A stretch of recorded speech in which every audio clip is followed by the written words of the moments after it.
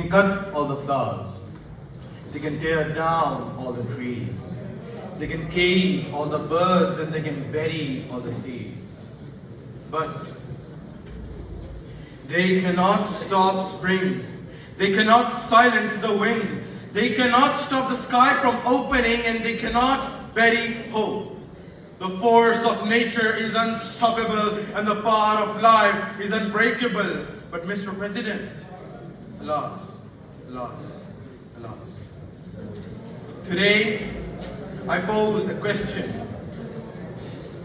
Can they still stop the arrival of spring? Mr. President and my fellow flowers, yes, we have seen the World Cup flowers. We have seen the mighty crushed the destitute. We have witnessed the innocent children shattered in Gaza like the shattered glass in Aleppo. We have seen the innocent silenced. We have witnessed the hope deferred. We have seen the dreams extinguished. We have seen the efforts in vain. But Mr. President, for how long? How long must we endure the weight of injustice? How long must the cries of the oppressed echo heard in the halls of power? How long must Gaza's children, the delicate petals, to be crushed by the boots of oppression? How long will Kashmir's children only know conflict? How long hope is to be suffocated? Mr. President, it is the ground that weighs heavy in the people, crushing their spirit, breaking their hearts. It is the iron fist that silences voices, that stifles hopes, which denies the simplest of rights. But what happens when the people stand? What happens when the oppressed rise from the ashes of their suffering? What happens when their voices break the chains that bind them? What happens when the fire of revolution ignites in the hearts of many? The answer is clear. Mr. President, have we forgotten the call of liberty, equality, fraternity? When the streets of Paris became the battlefield, the people's roar was louder than the king's decree. The Bastille fell, the monarchy crumbled. Why? Because the people dared to dream.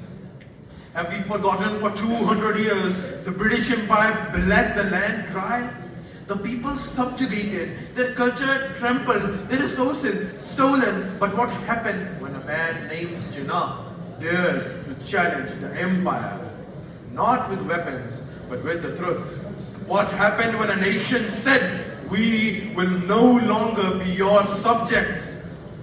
The British Empire fell and the subcontinent stood free. Have we forgotten Gaza's children, resilient amidst devastation, who defied the darkness of oppression, unwilling to surrender? Despite decades and decades of oppression, they still have a dream of freedom. They still have a flower that cannot be crushed. So, Mr. President, I ask you, where do we stand? Are we to remain passive, waiting for the hand of tyranny to smother us completely? Are we to remain silent, waiting for the powerful to grow stronger on our suffering? No. We are the people with a voice that can shake the very foundations of injustice. We are a force that cannot be denied.